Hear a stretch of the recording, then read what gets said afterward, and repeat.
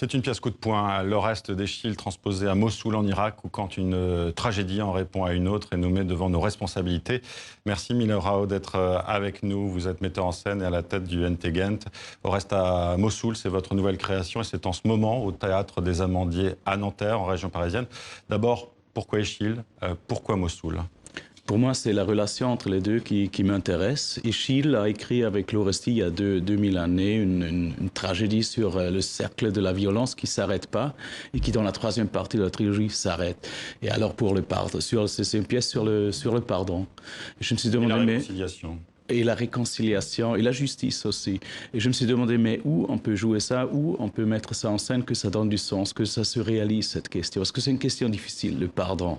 Chez nous, on a une civilisation, une démocratie depuis 2 générations, mais Mossoul, l'ancienne capitale de Daesh, libérée il y a 1 année et demie, alors là où il y a encore 3000 personnes de l'État islamique dans la ville, la mettre en scène là, ça pose vraiment la question, est-ce qu'il est possible de pardonner ces gens qui ont tué des milliers de personnes, ces djihadistes, est-ce que c'est possible?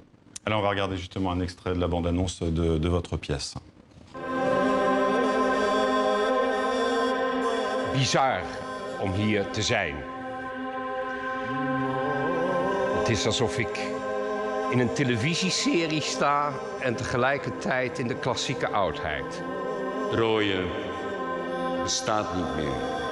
Ik dacht het te worden!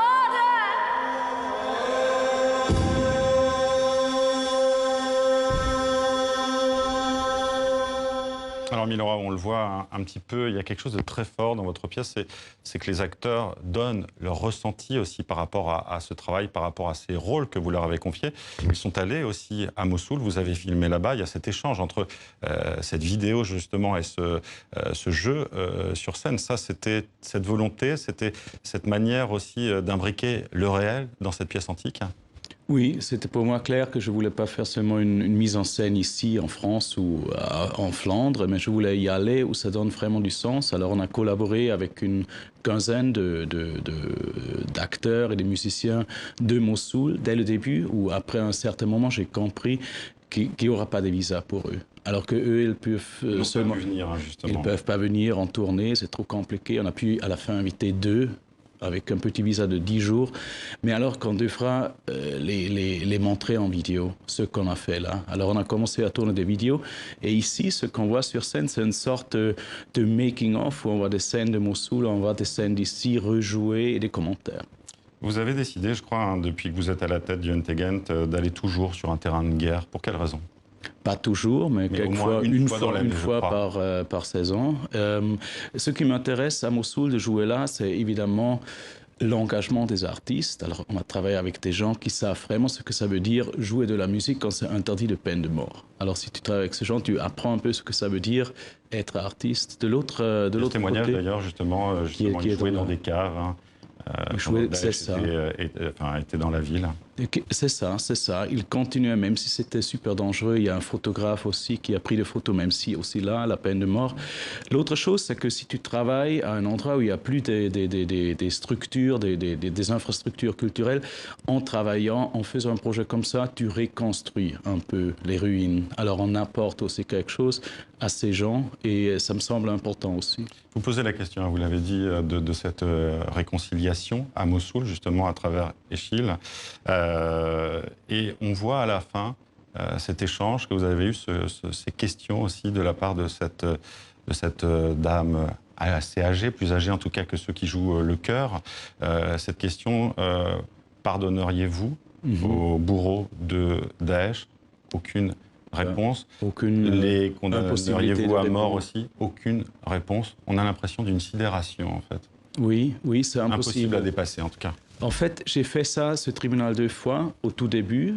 Quand on a commencé à répéter, tout le monde était pour la peine de mort.